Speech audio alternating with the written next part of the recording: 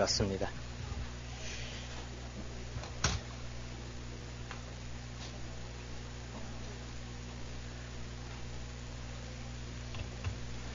요즘 이제 수요일 예배 시간에 이렇게 로마서 말씀을 공부를 하고 있습니다.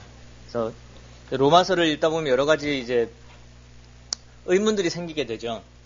그래서 그 의문들을 이제 사도 바울 형제님이 이렇게 로마서를 쓰시면서 여러 가지 의문들을 예상을 하고 이렇게 여러 가지 답변들을 또 준비를 해 두고 계십니다. 근데 또 시대가 지나면서 이제 그 사도 바울이 했던 그 원래의 의미가 이렇게 잘 받아들여지지 않아서 이렇게 로마서를 공부하시는 분들이 어려움을 많이 겪게 되는데, 이제 지난주에 로마서 이제 9장, 10장, 11장을 쭉 공부를 하다 보니까 이런 질문이 나오더라고요. 그 로마서 9장에 보시면은 하나님께서 이제 로마서 9장을 한번 같이 찾아보시도록 하겠습니다.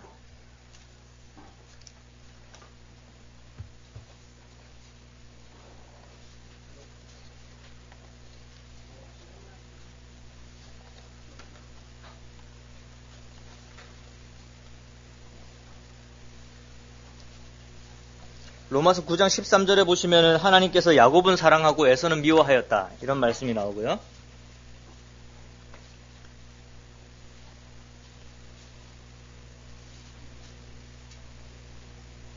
(17절에) 보시면은 성경이 바로에게 이르시되 내가 이 일을 위하여 너를 세웠으니 곧 너로 말미암아 내 능력을 보이고 내 이름이 온 땅에 전파되게 하려 함이라 하셨으니, 그런즉 하나님께서 하고자 하시는 자를 긍휼히 여기시고 하고자 하시는 자를 완악하게 하시느니라.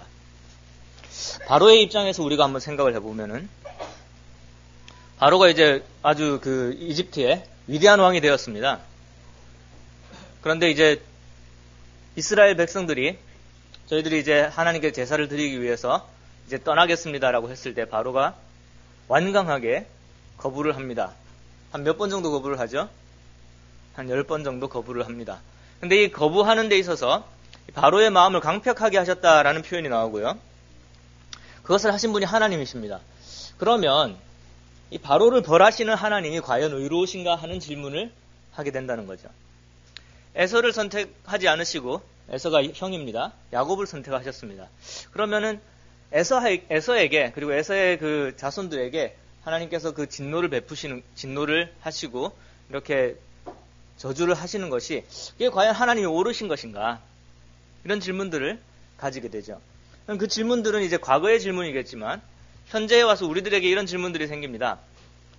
하나님이 우리를 예정하셨는가? 하나님이 우리가 태어날 때부터 우리를 예정하셔서 이렇게 너는 몇 살 때 묵동교회에 가게 될 것이고 거기서 구원을 듣게 될 것이며, 거기서 그 복음을 받아들여서 이제 구원받게 되어서 묵동교회에 이렇게 성도로 될 것이며, 그리고 이제 11월 18일에 침례를 받아서 이렇게 성도로 영접이 될 것이며, 이런 것들이 과연 내가 태어났던 그 순간에 아니면 그 전부터 하나님께서 이렇게 미리 예정을 하신 것인가? 아니면은 내가 이렇게 마음에 공허함이 있어서 이렇게 방황을 하다가 복음을 듣게 되었고 내가 하나님을 믿기로 선택을 해서 나의 의지를 통해서 하나님을 믿게 된 것인가? 과연 이거에 대한 해답이 어디에 있을까 하는 것들을 이제 우리는 궁금하게 여기게 된다라는 것이죠. 그래서 이제 이러한 부분에 있어서 저만 이야기를 하는 것도 아니고 또 우리 성도님들만 궁금하게 여겼던 것이 아니라 역사를 통해서 쭉 많은 사람들이 궁금하게 여겼습니다. 그리고 수많은 이론들이 나와 있어요. 그래서 뭐 칼비니즘이라든지, 그렇죠? 그래서 뭐 예정설이다, 그다음에 자유의지설이다, 뭐 선택이다, 이런 식의 여러 가지 이야기들이 나오게 됩니다. 그런 그 것들을 보면서 이제 수요일날 그런 질문을 하시더라고요. 김인수 형제님이 이제 기도하러 나오셔가지고 이렇게 그 질문을 하시더라고요. 이제 마치고 이제 나가려고 그러는데 그 이주환 형제가 그 좀 잘 정리된 그런 글이 있으면 좋겠습니다라고 이야기를 하길래 제가 그냥 이렇게 대답을 해버렸어요. 정답은 성경 속에 있지 않을까. 어떤 사람의 이야기를 듣는 것보다 성경에서 뭐라고 말하는지를 듣는 것이 가장 필요하지 않을까라고 이야기를 하고 나왔어요. 그러면서 생각을 해보니까 참 이 답변이 좀 그렇더라고요. 꼭 그 선생님 같은 답변이잖아요. 교과서 안에 찾아봐. 교과서만 열심히 공부해봐. 뭐 이런 답변이더라고요. 그래서 그 이후로 쭉 성경을 좀 이렇게 찾아보면서 과연 그럼 성경에서 무엇이라고 말을 하고 있는지를 함께 살펴보기를 원한다라는 생각이 들었습니다. 에베소서 1장 11절부터 13절까지 말씀을 한번 보도록 하겠습니다.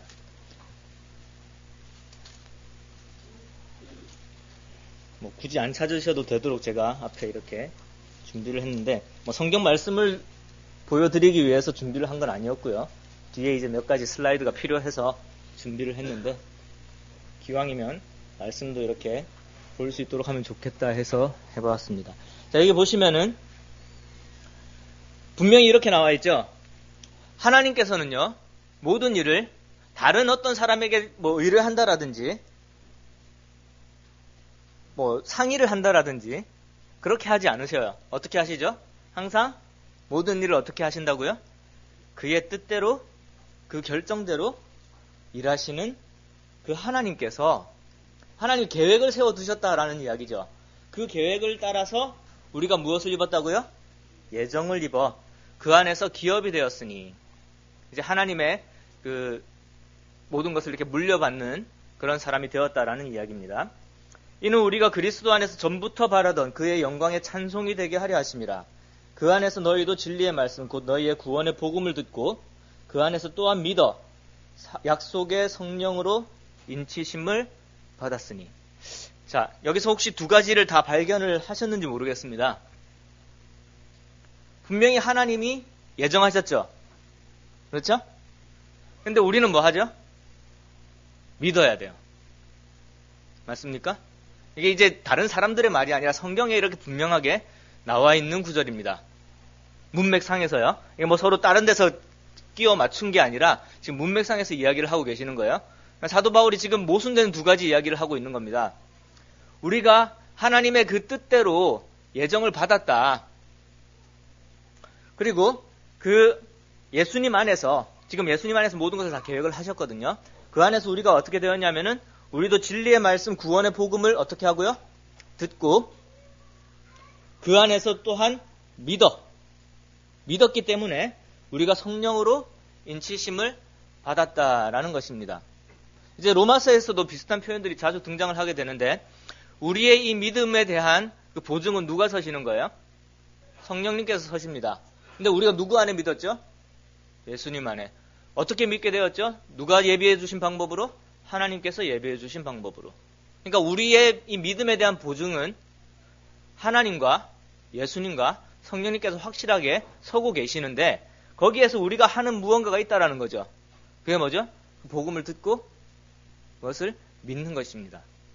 자, 성경에서는 이렇게 이야기를 하고 있어요. 하나님의 모든 계획 속에서 이루어졌지만 또한 우리가 믿어서 하나님의 인치심을 받았다라는 표현이 또한 나오게 되는 것입니다.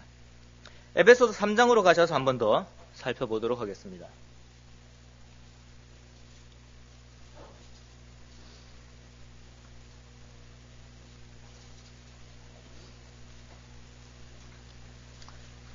에베소서 3장 전반부부터 쭉 읽어보시면은 이 바울이 사도가 된 것도 하나님의 계획하심에 의해서다라는 이야기가 나와 있고요.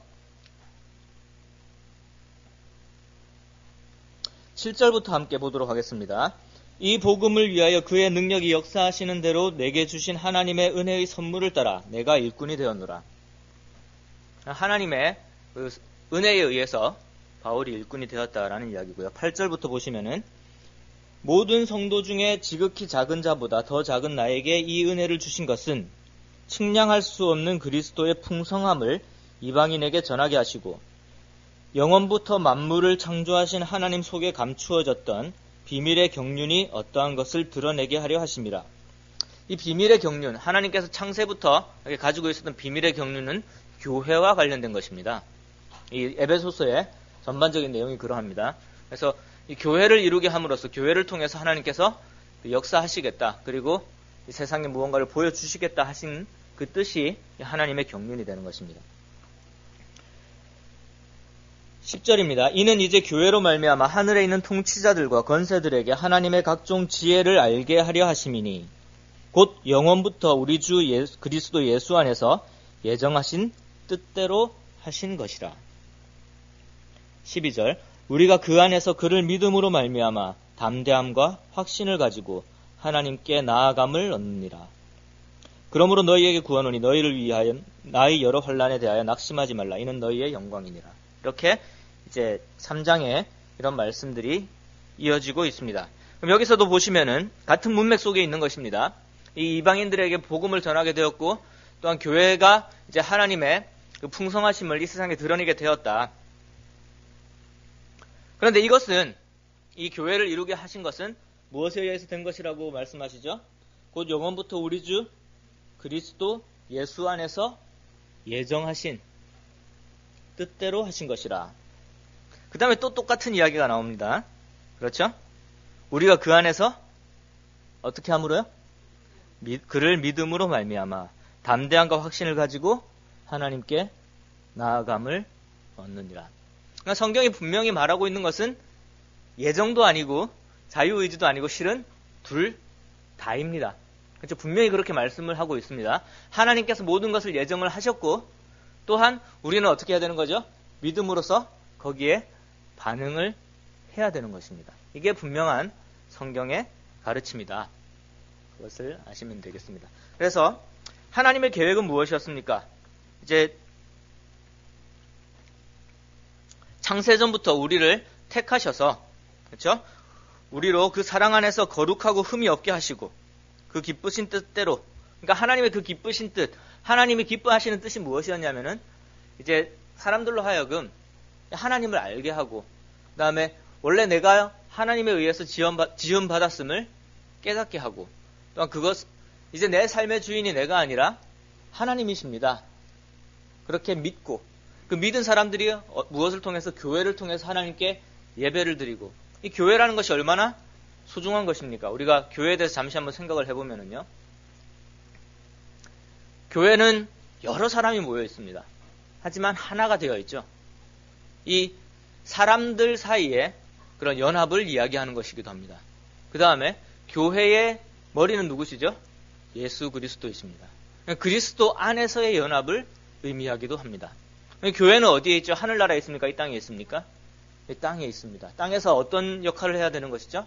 하나님의 영광을 드러내고 하나님의 풍성함을 드러내고 그래서 악의 세력으로 하여금 사탄으로 하여금 마귀로 하여금 이 땅이 자신들의 소유가 아니라 정말로 하나님께서 통치하고 계시는 곳이다라는 것을 보여주는 것이 교회이고요. 정말로 하나님께 지음받은 인간들이 하나님께 돌아가서 하나님께 찬양을 드릴 수 있고 예배를 드릴 수 있고 그래서 하나님과의 관계를 가질 수 있는 이 땅에서 이루어지는 저 하늘나라에서 이루어지는 것이 아니라 이 땅에서 이루어지는 그 하나님의 소유, 하나님의 주권, 하나님의 통치 이러한 것들이 이루어지는 것을 보여주는 것이에요. 천사들과 이 땅에 권세 잡은 그런 사탄들에게 이것을 보여주는 곳이에요. 얼마나 놀라운 곳입니까? 그래서 이러한 이 놀라움을 하나님께서 예비하셨다는 거예요. 뭐 이렇게 아버지 잘 만나서 되는 그런 민족적인 부분이 아니라 그리고 내가 뭔가를 잘해서 하나님께 나가는 그런 종교적인 부분이 아니라 정말로 하나님에 대한 그 신앙으로 뭉쳐진 그러한 하나의 아름다운 모임이 어떻게 하나님의 그 풍성함을 이 땅에 드러낼 수 있는지를 보여주는 것이 교회이기 때문에 하나님께서는 아주 처음부터 이 교회를 생각을 하신 겁니다. 그리스도 안에서. 그래서 그렇게 계획을 하시고 그 교회를 이루는 한 사람 한 사람들을 다 예정을 하셨던 거예요. 이 묵동교회를 이루는 여러 성도님들을 다 한 사람 한 사람 예정을 하신 거예요. 그리고 그 한 사람 한 사람에게 하나님의 뜻을 두고 계시는 거예요. 너는 묵동교회에서 어떤 일을 하여라. 너는 묵동교회에서 어떤 부분을 하여라. 이렇게 섬겨라. 이런 은사를 베풀어라. 그리고 묵동교회가 이 땅을 통해서 어떠한 역할을 하여라. 이런 것들을 다 예정을 하시고 그렇게 되기를 원하셨기 때문에 그 뜻 가운데서 이렇게 예정을 하신 것입니다. 그럼 그렇게 예정을 한 것에 대해서 우리의 선택은 무엇이 되어야 되냐면은 이제 그 하나님의 그 뜻을 하나님께서 이루고자 하시는 그 뜻을 내가 받아들이는 겁니다. 그게 믿음이죠. 이제 수요일에 여러 번 이야기를 했는데 하나님께서 아브라함의 믿음을 어떻게 보셨느냐 하는 부분입니다. 하나님께서 아브라함을 데리고 이제 밤하늘의 별들을 보여주세요. 별을 셀 수 있습니까? 못 세겠죠, 그렇죠? 엄청나게 많은 별들이 있습니다. 그 별들을 보여주시면서 하나님께서는 뭐라고 말씀하셨냐면은 봐라, 네 자손이 저 하늘의 별들처럼 될 것이다. 저렇게 많아져서 정말 저렇게 아름답게 반짝반짝 빛날 것이다. 이렇게 하나님께서 보여주신 거예요. 아브라함은 100살입니다. 자식이 없어요. 근데 하나님께서 그렇게 말씀하시는 순간 아브라함은 무엇을 믿었냐면은 정말로 나를 통해서 저렇게 수많은 사람들이 하나님의 보관으로 들어가겠구나. 나를 통해서 하나님께서 저렇게 많은 사람들을 하나님 속으로 품으시겠구나. 그것에 대한 추호의 의심도 없이 이제 인간적인 마음이라면은 과연 내가 아직까지 아이가 없는데 100살이 돼서 아직까지 아이가 없는데 과연 내 자식들이 저렇게 많아진다고? 이렇게 생각하지 않고 그냥 정말로 내 삶을 통해서 저 일이 정말로 이루어지겠구나 라는 것을 믿었다라는 이야기예요. 그러니까 하나님의 계획을 하나님이 통치하시는 것을 그리고 하나님이 내 삶을 통해서 역사하실 것이라는 것을 받아들인 거예요. 그것을 믿은 거예요. 그럼 그걸 믿었기 때문에 아브라함이 그 다음부터 할 수 있는 행동은 뭐냐면은 이제 내가 하는 게 아니라 누가 하는 거예요? 하나님께서 하시는 거니까 그냥 하나님께 다 맡긴 거죠. 이게 믿음입니다. 이게 로마서에서 말하는 믿음이에요. 그냥 나 믿어. 이제 우리 자매가 오늘 열심히 방 청소를 하면은 내가 맛있는 밥을 해줄게 라고 이야기하면 그렇지 해주겠지 이렇게 딱 믿는 게 아니라 그런 그냥 단순한 어떤 사실에 대한 믿음이 아니라 정말로 내 삶을 모두 송두리째 이렇게 하나님께 확 맡겨버리는 그 의탁한다라는 거 있잖아요. 의탁한다, 맡긴다 하는 그 믿음이거든요. 그러니까 안다라는 그런 그 어떤 상식 머릿속에서 이루어지는 믿음이 아니라 그냥 진짜 맡기고 뛰어내리는 믿음이에요. 내가 밑에서 받아줄 테니까 뛰어내려. 그럼 그치 내가 뛰면 받아주겠지 이렇게 생각하는 게 아니라 정말로 어떻게 하는 거예요? 뛰어내리는 겁니다. 이게 성경에서 말하는 믿음이거든요. 그래서 나의 선택이라는 건 뭐냐면은 정말로 하나님께서 그렇게 예비하신 그 역사 속에 나를 어떻게 하냐면은 던지는 거예요. 하나님의 역사 속에. 그것이 여기서 말하는 믿음이라는 것이죠. 그래서 지금 에베소서 1장 13절에서도 아까 봤던 말씀입니다. 우리가 그 예수님 안에서 믿어서 성령으로 인해서 인치심을 받았다. 그러니까 우리가 하나님 앞에서 하나님의 자녀로서 하나님의 사랑하는 그 기업으로서 이렇게 완벽하게 인정을 받아서 인치심을 받았다는 것은 그냥 단순히 인정받은 게 아니라 절대 이게 변하지 않겠다라는 거예요. 딱 찍은 거예요. 이렇게. 그 다음에 에베소 3장에서는 아까 봤지만 우리가 그 안에서 믿음으로 말미암아 하나님께 나아감을 얻게 되는 것이죠. 그래서 그 믿음에 대해서 이야기를 하고 있습니다. 그래서 하나님의 계획이라는 것은요. 하나님이 계획이 이렇게 서져 있잖아요. 그렇죠? 그 계획 속에 자신을 던진 자들, 믿는 자들을 통해서 이루어지게 되는 것이 하나님의 경륜입니다. 하나님의 역사이세요. 근데 이것을 이제 조금 더 좀 이해하기 쉽게 한번 좀 설명을 해보기를 원해요. 아니면 더 복잡해질 수도 있는데 한번 봅시다. 지금 이제 이게 쳇바퀴라고 한번 생각을 해보세요. 사람의 삶이라는 게 우리는 이제 3차원적인 그런 삶을 산다라고 생각을 하지만 예를 들어서 다람쥐가 있다고 생각을 해봐도 좋을 것 같고 아니면 이런 쳇바퀴에 있는 한 사람을 한번 생각을 해봅시다. 이 사람의 눈에 이제 좀 더 원이 크다라고 한번 생각을 해보세요. 굉장히 큰 원이에요. 걷는데 한 100년 정도 걸리는 큰 원이라고 한번 생각을 해봅시다. 그럼 이 사람 앞에 놓여있는 길이 어떻게 보일까요? 그냥 직선으로 보이겠죠. 그렇죠? 직선으로 보이는 거예요. 그러면 쉽게 말하자면 이 사람은 1차원의 삶을 살고 있는 거예요. 1차원의 삶. 직선 길을 걷고 있는 거예요. 그럼 이 사람이 가지고 있는 변수는 하나밖에 없는데 뭐냐면 시간이라는 변수예요. 뭐냐면은 내가 지금은 여기 있지만 1시간 후에는 저기 있을 거다라는 정도의 변수예요. 그거밖에 모르는 거야. 근데 이 시간을 자기가 조절을 할 수 있습니까? 없습니까? 조절을 못해요. 그냥 가는 것밖에 없어요. 그런데 이것을 멀리서 쳐다보고 있는 누군가가 있다고 한번 생각을 해봅시다. 그러면 이제 그 사람은 1차원에 사는 게 아니라 아마 2차원이나 3차원쯤에 사는 사람이 되겠죠. 그리고 그 길 위에다가 이런 걸 하나 딱 준비를 해놨어요. 이 1차원의 세계를 걸어가는 사람에게는 그 앞에 있는 이 상이 보이지가 않아요. 그냥 걸어갈 뿐이죠. 그렇죠? 그런데 여러분들에게 묻겠습니다. 이 사람이 상을 받게 될까요? 안 받게 될까요? 받게 되겠죠. 그렇죠? 쭉 걷다 보면은 받게 되겠죠. 어떻게 알아요? 예정되어 있는 겁니까? 그렇죠?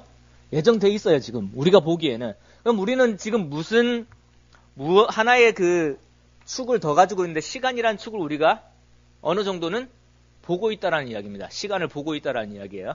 어느 정도 이해되시죠, 이게? 그러니까 물론 아직까지 그때가 되지는 않았지만 어느 정도 시간이 지나면은 저 앞에까지 이 사람이 도달하게 될 것이고 상을 받게 될 것이다라는 것을 우리가 볼 수가 있다라는 겁니다. 그럼 이 사람은 상을 받기로 예정된 사람이죠. 그렇죠? 근데 이 사람이 걷지 않으면 저까지는 가지를 못하겠죠. 근데 이 사람의 입장에서 볼 때는 이게 예정이다 아니다라고 생각을 하고 사는 게 아니라 그냥 그 삶을 살아가는 겁니다. 근데 이걸 보고 있는 여러분들은 이 예정에 대해서 어느 정도 감지를 하고 있는 거예요. 만약에 이것을 만든 누군가가 있다면은 예정해 놓은 거죠. 이 사람에게 하나의 상을 예정해 놓은 것입니다. 조금 이해가 되시나요?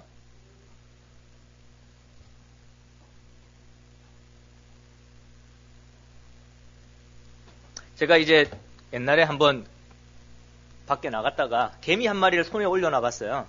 그냥 열심히 막 돌아다니더라고요. 열심히 돌아다녀요. 뒤로 갔다가 앞으로 갔다가 이렇게 돌아다니더라고요. 그러면서 이제 개미를 보면서 내 삶이 이렇겠구나라는 생각을 한 적이 있어요. 왜냐하면은 나는 열심히 산다고 살지만 이 손의 주인이 누구냐에 따라서 나의 운명은 달라지겠구나라는 생각이 들더라고요. 개미는 지금은 2차원입니다. 2차원의 세계에서 사는 거예요. 이 평면에서 자기가 열심히 할 것들을 하면서 돌아다닐 수가 있어요. 그렇겠죠? 이제 자기가 자기 마음대로 산다고 생각을 하겠죠. 근데 밑에 뭐가 있습니까? 밑에 보이세요? 바다가 있어요. 바다가. 지금 이게 종이 위예요. 자, 어떻게 될까요? 이 개미의 운명은 어떻게 될까요? 저 바다에 빠지겠죠. 어떻게 알아요? 우리는 2차원을 보고 있는 게 아니라 그렇죠? 3차원적인 측면에서 그러니까 개미보다는 약간 초월적인 측면에서 우리가 바라보고 있다라는 이야기입니다. 하나님의 시각을 이제 이해를 하기 위해서 우리가 완전히 이해를 할 수는 없지만 지금 보여드리는 거예요. 지금 이 시점에서 개미는 그냥 열심히 살고 있는 거예요. 그런데 우리는 뭘 보고 있냐면 개미에게 예정된 미래를 보고 있습니다. 그렇죠? 우리는 개미에게 예정된 미래를 보고 있어요. 개미에게 무엇이 준비되어 있어요? 그렇죠? 바다가 준비되어 있습니다. 그렇죠? 이제 뭐 물에 빠지든지 어떻게 되겠죠? 그러니까 우리는 이 미래를 아직까지 보지는 못했지만 우리는 아직까지 뭐 잘 모르긴 하더라도 그냥 그 상황에서 봤을 때 어떻게 되겠다라는 것을 아는 정도는 된다라는 거예요. 그런데 이게 이제 우리 사람들의 예입니다. 우리가 보는 시각에서 우리가 들을 수 있는 예인데 하나님을 한번 생각을 해보죠. 하나님은 1차원도 아니고 2차원도 아니고 3차원도 아니고 4차원도 아니고 실은 초월적인 존재세요. 그것은 무엇이냐면은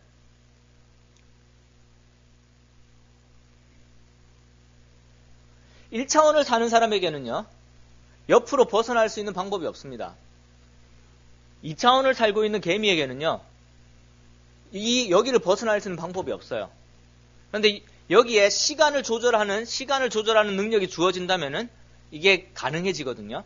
이게 이제 3차원과 4차원을 구분짓는 여러 가지 이제 이론 중에 하나인데 뭐냐면은 이것이 나중에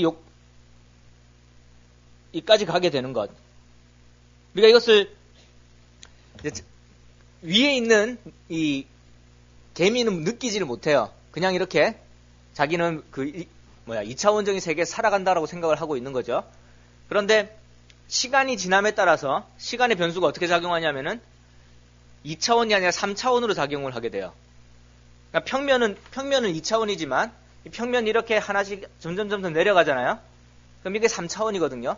공간이 되는 거거든요. 공간이 있기 때문에 이렇게 되는 거기 때문에 시간에 따라서 이렇게 내려가게 되면은 이게 3차원으로 작용하게 되는 겁니다. 그럼 우리가 살고 있는 이 3차원의 세계에서 시간이 점점 지나가게 되게 되면은 그 시간의 변수까지 보고 있는 사람은 3차원의 이상에 있는 사람이 보고 있다라는 이야기예요. 잘 이해가 안 가시더라도 이제 이거를 생각을 하시면 되는 거예요. 지금 개미가 2차원에 살고 있는데 우리는 3차원이거든요. 그렇죠? 그래서 개미가 점점 밑으로 가고 있다라는 걸 볼 수 있죠. 그렇죠? 이게 3차원이기 때문에 가능한 겁니다. 그럼 조금 이해가 되시죠? 개미가 빠지고 있는 것을 우리가 볼 수 있다라는 거. 그렇게 조금 비슷하게 의미를 생각을 하시면 될 것 같습니다. 그러면 성경에서는요, 이렇게 이야기를 하고 있어요. 무슨 그림 같아요? 제가 그냥 이제 간단하게 표시를 해놨는데, 실은 이제 제일 첫 번째 있는 게 천지창조고, 두 번째가 예수님 돌아가시는 거고, 열심히 달려가고 있는 게 접니다. 그렇죠? 그 다음에 이제 구름 타고 주님이 오실 거예요. 이제 좀 이해가 되시죠? 예. 우리는 지금 이제 저기 까만 사람의 모습이에요. 뒤에 것은 지나갔으니까 아는 거고요. 앞에 것은 이제 올 것이라고 이야기하니까 아는 거예요. 하나님이 어디 계실까요? 지금 우리 하나님 있잖아요. 우리가 오늘 예배드렸던 하나님. 어디에 계시는 하나님이시죠? 네? 그렇죠. 여기 전체에 계시는 거예요. 지금 이 표 전체에 계시는 거예요. 우리는 하나님을 무슨 하나님이라고 이야기를 그 이스라엘 사람들이 하나님을 부를 때 뭐라고 했냐면은 아브라함의 하나님, 이삭의 하나님, 야곱의 하나님이라고 했죠. 아브라함이 이스라엘 사람들이, 그러니까 이제 모세 시대 때 이스라엘 사람들이 생각할 때 아브라함이 그때 살아 있었어요, 죽어 있었어요. 그런데 하나님을 죽은 자의 하나님이라고 부르지는 않았잖아요, 그렇죠? 근데 그게 이제 성경에도 나와 있는데 부활에 대해서 설명을 하면서 나와 있긴 한데요. 그건 또한 무슨 말이냐면은 아브라함의 하나님, 이삭의 하나님, 야곱의 하나님이라고 하는 것은 무엇이냐면은 아브라함을 지금 인도하고 계시는 하나님이 우리도 인도하고 계신다라는 의미입니다. 이삭을 인도하시는 하나님께서 지금 나의 하나님이시라는 거예요. 지금 나의 하나님은 어떤 하나님이시냐면은 야곱을 인도하고 계시는 하나님이세요. 지금 나의 하나님은 어떤 분이시냐면은 이 세상을 창조하고 계시는 하나님이세요. 지금 우리가 섬기는 하나님은 어떤 하나님이시냐면 마지막 날에 우리를 이렇게 들어 올리셔서 변화시키셔서 하늘나라에 살게 하시고 함께 교제하고 계시는 그 하나님이 지금 우리가 섬기는 하나님이십니다. 이사야서에 보시면은 지극히 존귀하며 영원히 거하시며, 영원히 거하신다라는 것은 하나님이 지금부터 영원히 살겠다라는 표현이 절대 아닙니다. 여기서 in eternity라고 해서 영원 중에 거하신다라는 표현입니다. 영원 중에 거하신다라는 거. 그러니까 우리가 볼 때는 하나님께서 천지 창조를 하시고 아담이 범죄한 것을 보시고 아차 하셔서 뭐 양가죽을 입히시고 그 다음에 이스라엘이 하나님 말을 안 듣는 걸 보고 아차 하면서 이방인들을 그 안에 부르시고 이런 하나님이 아니시라는 거예요. 하나님께서 이 교회를 이루시기 위해서 처음부터 천지 창조를 하는 것도 계획하신 것이고요. 아담이 죄를 짓게 되는 것도 실은 계획 속에 들어있는 거예요. 예수님을 통해서 우리의 죄를 모두 사하시는 것도 계획 속에 들어있는 것이고요. 그래서 아브라함의 그 피로 난 자들 뿐만이 아니라 아브라함의 믿음을 본받은 모든 사람들, 하나님에 대한 믿음이 있는 모든 사람들을 구원하셔서 회복시키시겠다는 그 계획을 하나님은 다 가지고 계시고 그 속에 계시는 거예요. 다 보고 계시는 거예요. 하나님이 제가 구원받는 걸 아셨을까요? 모르셨을까요? 아셨죠. 왜냐하면 하나님은 지금 하늘나라에 계시고요. 제가 하늘나라에 가게 되었을 때 계시는 하나님하고 천지 창조하시는 하나님하고 같은 분이시라는 거예요. 다 알고 계시죠. 묵동교회의 모든 성도님들이 이렇게 구원을 받고 하나님 앞에 예배 드릴 것 하나님께서는 다 알고 계시는 거예요. 보고 계시는 거예요. 지금 천지 창조를 하시면서 이렇게 사람을 만드시면서 저기 쟤네들이 참 열심히 나를 섬기고 다 보고 계시는 거예요. 그걸 초월하시기 때문에 아까 말씀드렸습니다. 개미가 떨어지는 것을 우리는 볼 수 있단 말이죠. 개미는 모르지만 자기 운명에 대해서 잘 모르지만 우리는 보고 있다라는 거죠. 하나님께서 모든 걸 보고 계시는 거예요. 그렇기 때문에 하나님께서 긍휼히 여길 자를 긍휼히 여기셨다는 건 뭐냐면은 하나님을 믿고 하나님을 섬기는 그 모든 교회를 긍휼히 여기셨다는 이야기예요. 완악하게 하는 자를 완악하게 하는 것은 마찬가지예요. 하나님 믿지 않기 때문에 이 바로가 그렇게 높아질 수 있었던 것은 하나님께서 허락하신 겁니다. 바로가 겸허하게 하나님을 섬기고 그 이스라엘을 놓아주려고 생각을 하고 그렇게 마음을 먹었다면 하나님께서 바로를 쓰시지 않으시죠. 근데 바로가 어떤 마음을 먹었냐면은 완악한 마음을 먹은 거예요. 높아진 거예요, 하나님보다. 하나님을 섬기기를 거부하고 하나님을 믿기를 거부하고 내가 높아지고 내가 무언가를 하겠다라고 하는 그 마음을 먹었을 때 하나님께서는 이 아이가 이런 마음을 가지고 있구나. 그러면서 또 그 부분으로 그것을 통해서 무엇인가가 이루어질 수 있는 게 있다면은 하나님께서 그것을 계획 속에 넣으신다라는 이야기입니다. 그러니까 바로가 선택을 한 거예요. 하나님 믿지 않기로. 하지만 그것도 하나님께서 어떻게 하신다고요? 계획 속에서 사용을 하신다라는 이야기예요. 그것이 로마서 9장에 있는 하나님께서 긍휼히 여길 자를 긍휼히 여기신다라는 표현이 되는 것입니다. 그럼 성경에서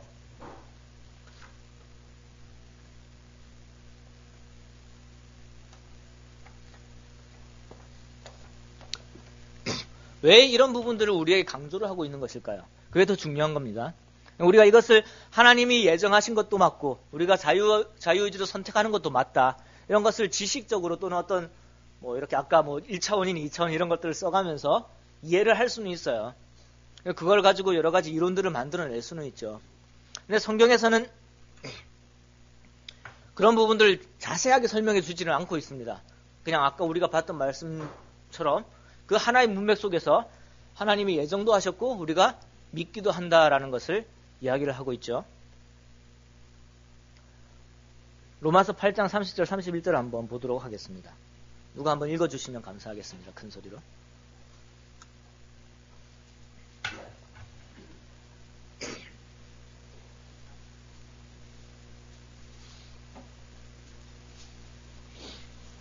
또 미리 정하신 그들을 또한 부르시고 부르신 그들을 또한 오롭다 하시고 오롭다 하신 그들을 또한 영화롭게 하셨느니라. 그런즉 이 일에 대하여 우리가 무슨 말하리 만일 하나님이 우리를 위하시면 누가 우리를 대적하리요. 하나님께서 허락한 예. 그까지 읽어주시면 되겠습니다. 예.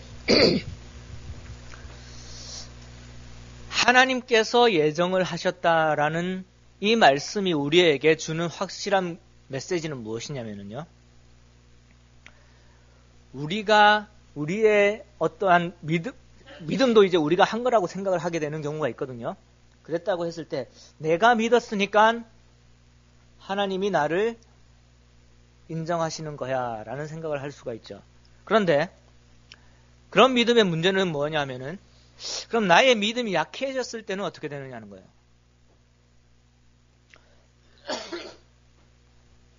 그리고요.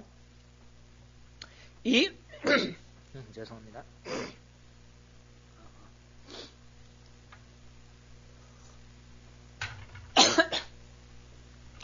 제가 평소에 이제 목을 많이 써야 되는데 최근에 목을 안 쓰고 있거든요.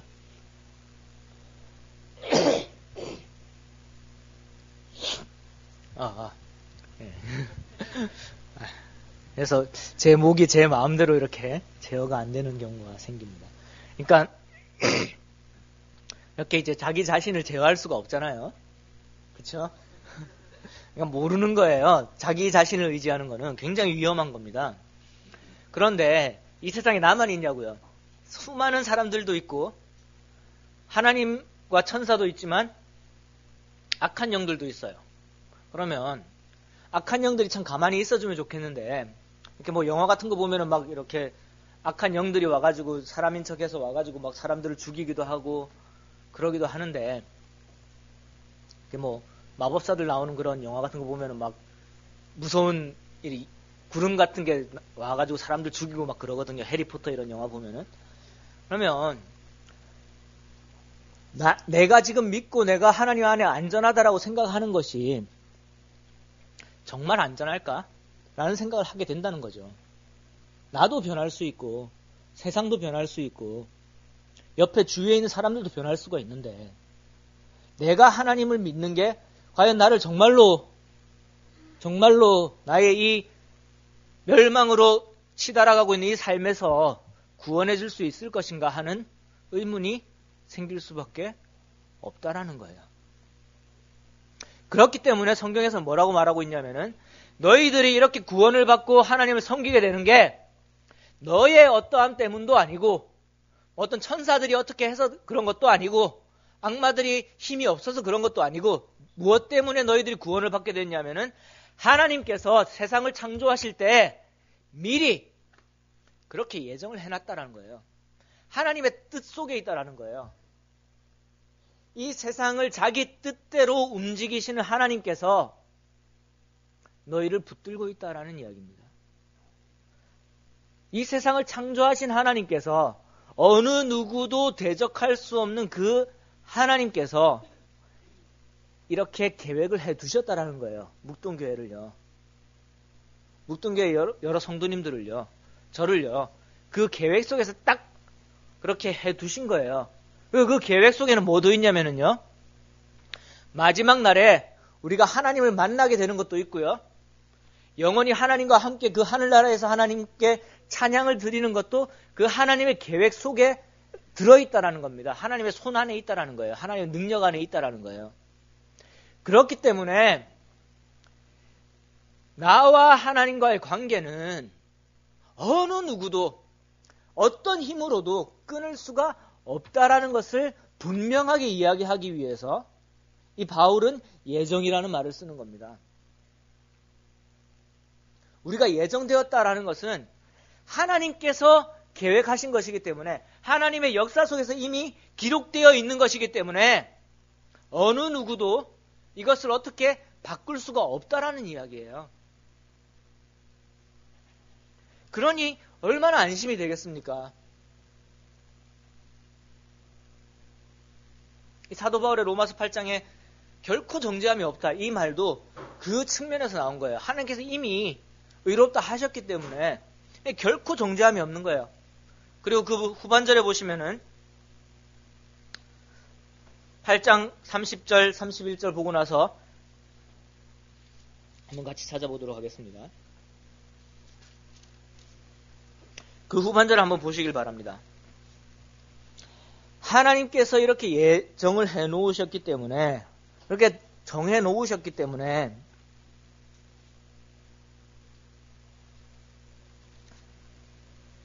(38절) 한번 같이 볼게요. 내가 확신하노니 사망이나 생명이나 천사들이나 권세자들이나 현재일이나 장래일이나 능력이나 높음이나 깊음이나 다른 어떤 피조물이라도 우리를 우리 주 그리스도 예수 안에 있는 하나님의 사랑에서 끊을 수 없으리라. 이렇게 담대하게 분명하게 이야기를 할 수가 있는 것입니다. 그렇기 때문에 하나님의 예정함 속에 있는 우리들이기 때문에 우리가 정말로 안심하고 안심한 상태에서, 평안한 상태에서 하나님의 일을 할 수가 있다라는 이야기예요.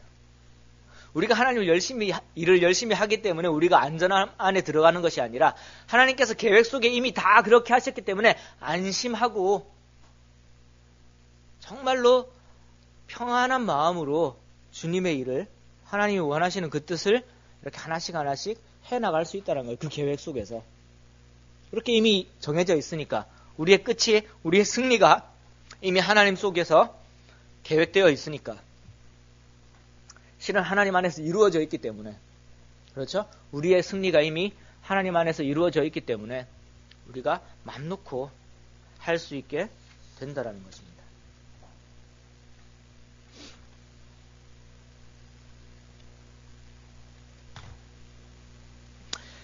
두 번째로요. 자, 하나님의 예정이란 측면을 강조한 이유는 그것입니다. 아까 말씀드렸듯이 하나님께서 보증하시기 때문에 어떠한 세력도 어떠한 힘으로도 우리와 하나님의 관계를 끊을 수가 없으니까 우리는 정말로 안전하게 안심하고 하나님을 섬길 수 있게 하기 위해서 이 예정이란 말을 한 것입니다. 그러면 우리가 자유의지다, 우리의 믿음이다 라는 것을 강조하는 이유는 무엇일까요? 이 믿음의 특징을 우리가 한번 살펴볼 필요가 있습니다. 이 믿음이라는 행동은요, 굉장히 쉬운 거예요.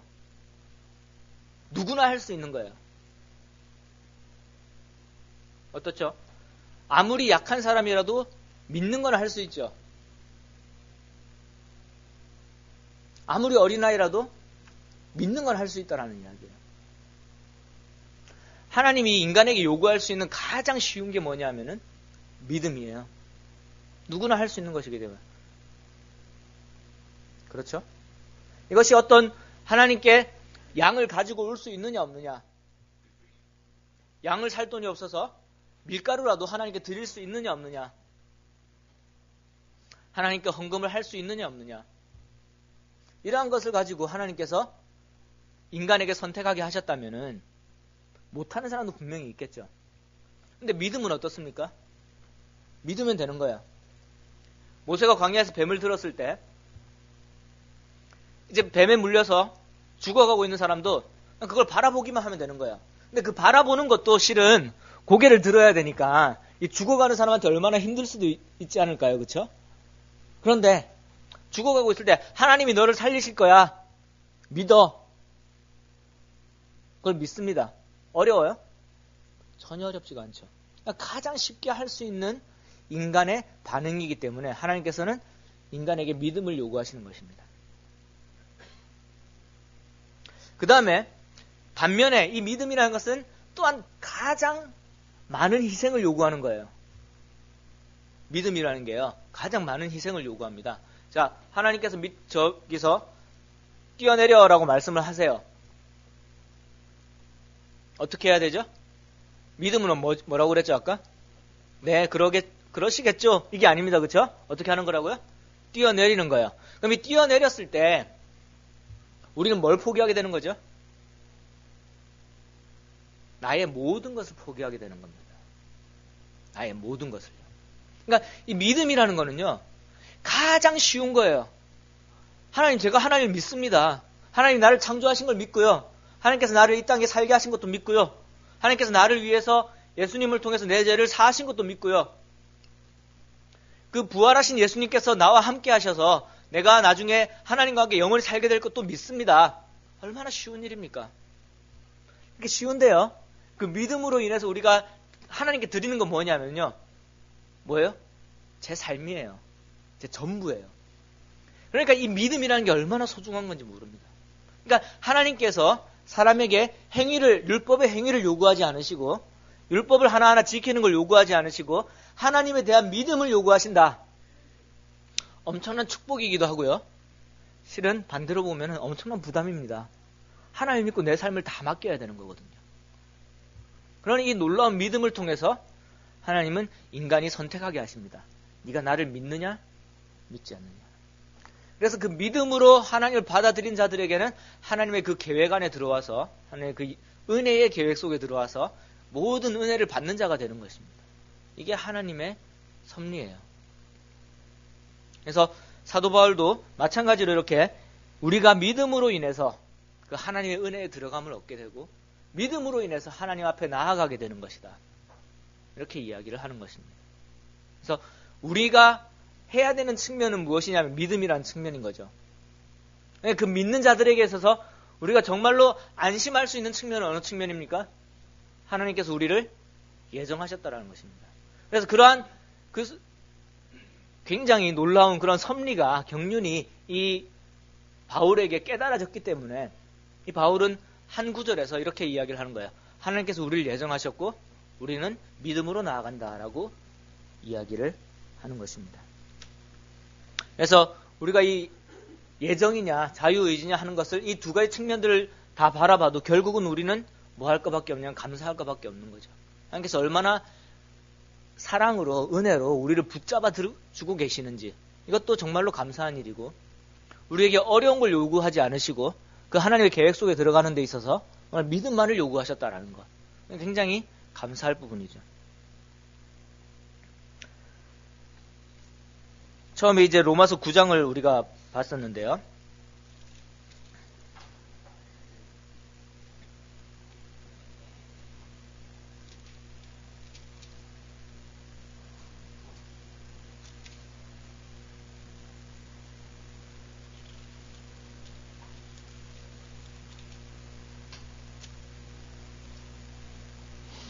구 장 16절 한번 보시겠습니다. 이건 참 축복된 부분이에요. 뭐냐면은 원하는 자도 아니고 다른 박질하는 자도 아니고 오직 누구 덕분에요? 긍휼히 여기시는 하나님 덕분에 우리가 하나님 안에 들어가게 된 것입니다. 참 놀라운 일이죠. 우리가 어떤 뭔가를 하는 것을 통해서 하나님 안에 들어가는 것이 아니라 정말로 하나님의 긍휼에 의해서 하나님께서 계획하신 그 바에 의해서 우리가 그 안에 들어간 것은 정말로 다행스러운 일이고 정말로 하나님께 감사드려야 될 부분입니다. 한 가지 말씀을 더 찾기를 원하는데요. 빌립보서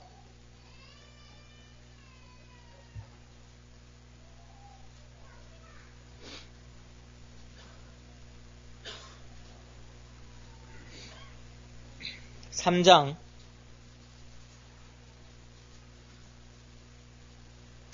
13절 14절을 보시겠습니다.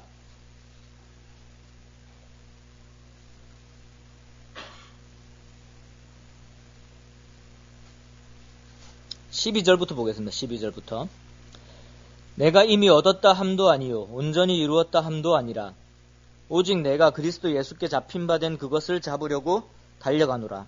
형제들아, 나는 아직 내가 잡은 줄로 여기지 아니하고 오직 한 일, 즉 뒤에 있는 것은 잊어버리고 앞에 있는 것을 잡으려고 표대를 향하여 그리스도 예수 안에서 하나님이 위에서 부르신 부름의 상을 위하여 달려가노라. 우리가 달려가서 얻을 수 있는 것은 아닙니다. 은혜는요. 우리의 구원은 우리가 달려가서 얻을 수 있는 건 아니에요. 근데 사도 바울은 또한 이렇게 이야기를 하고 있습니다. 자기의 삶을 이야기하면서 내가 이미 얻은 것도 아니고 온전히 이룬 것도 아니다. 그런데 내가 그리스도 예수께 잡힌 바 된 그것을 잡으려고 달려가노라. 이게 어떤 의미냐면요. 하나님께서 우리의 미래를 잡고 계세요. 우리의 삶을 잡고 계십니다. 붙들고 계세요. 그 붙들고 있는 이유가 있는 거예요. 너는 이걸 해. 너는 이것을 위해서 내가 잡고 있는 거야. 라고 붙들고 계시는 거예요. 얼마나 안심이 됩니까? 붙들고 계시니까.